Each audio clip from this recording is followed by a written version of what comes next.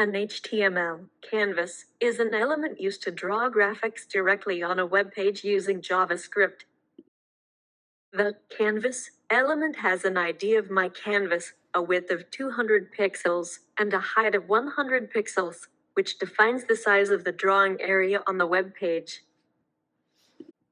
The JavaScript document getElement by myCanvas selects the canvas element with the ID myCanvas from the HTML document, allowing you to work with it in code.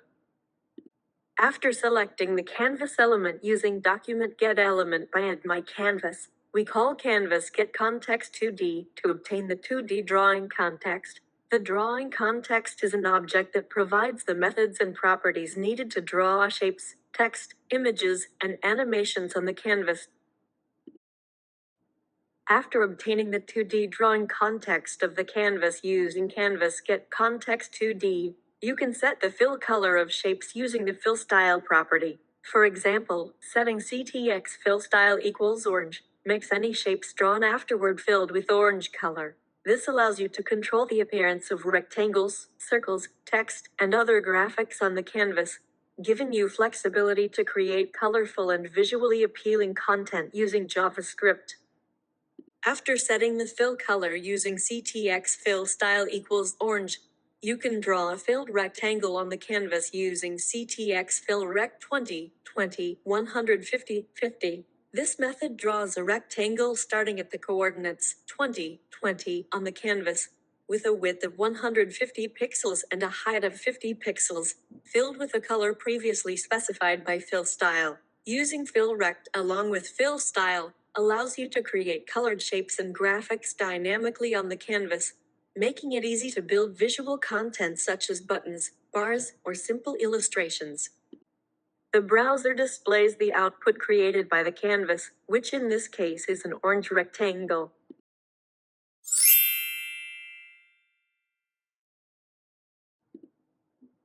HTML button allows you to create clickable buttons on a web page. In this example, the button background color is blue.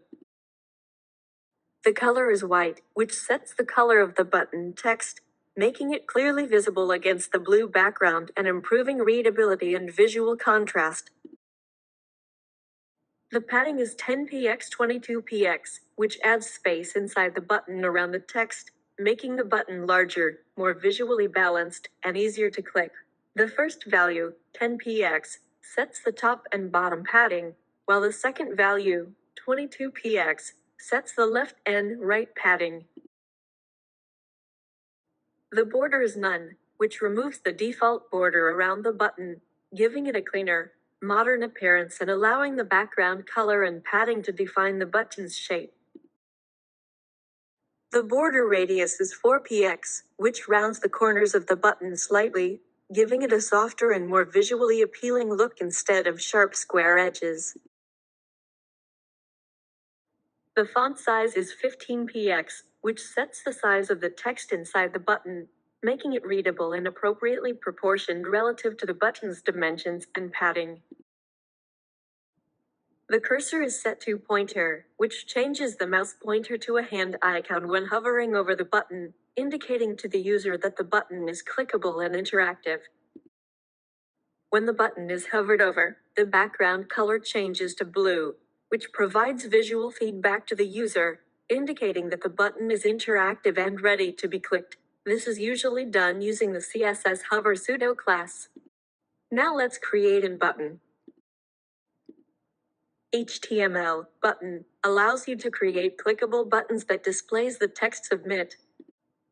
The browser displays a button with the text submit on it and a square blue background. The text label indicates the action the button performs, while the blue background provides visual styling to make the button noticeable and distinct on the web page. By combining HTML for the button element and CSS for the background color and shape, you can create buttons that are both functional and visually appealing.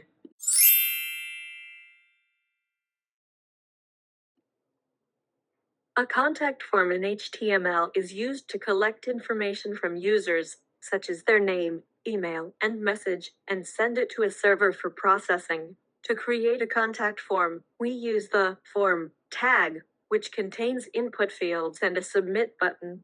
The action attribute in the form specifies where the form data will be sent, usually a server file or URL, while the method equals post means the data is sent securely in the background and not shown in the browser address bar. When the user clicks the submit button, all the entered information is packaged and sent to the server defined in the action attribute, allowing the website owner to receive and respond to the message. In HTML, label for equals name is used to link a text label to an input field whose ID is name. This connection improves accessibility and usability because when the user clicks on the label text, the cursor automatically focuses on the related input field.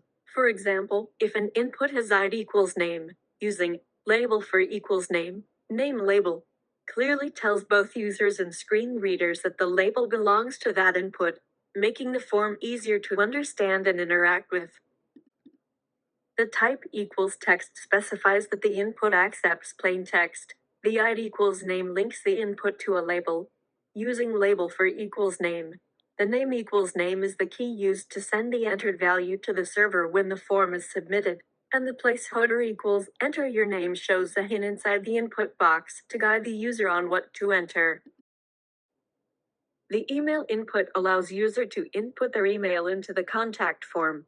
The HTML code label for equals email is used to create a label for an email input field whose ID is email. This label helps users understand what information is required and improves accessibility, because clicking on the label will automatically focus on the email input field. The type equals email ensures the input follows an email format. The ID equals email links the field to its label. The name equals email is used to send the email value to the server, and the placeholder shows a hint inside the box to guide the user on what to enter. The HTML code label for equals message is used to create a label for a message field whose ID is message. It tells the user what the field is for and improves accessibility by linking the label to the message input, so clicking the label focuses on the message field. ID equals message gives the text area a unique identifier, so it can be linked to a label or targeted by CSS or JavaScript. Name equals message specifies the name of the field that will be sent to the server when the form is submitted. Rows equals 4 sets the height of the text area to show 4 lines of text. Calls equals 10 sets the width of the text area to roughly 10 characters per line. Placeholder equals your message shows a hint inside the text area to tell the user what to type. The submit button allows the user to submit the details in the form. The browser displays a contact form, which is an HTML form that allows users to enter information. In this example, the form includes fields for name and email. The name field is filled with John. The email field is filled with mcdonaldo@gmail.com. And the message is this is a HTML contact form. This HTML form collects user input that can later be processed, such as submitting it to a server, sending an email, or storing it in a database. Forms are essential for interacting with users and gathering information on a web page.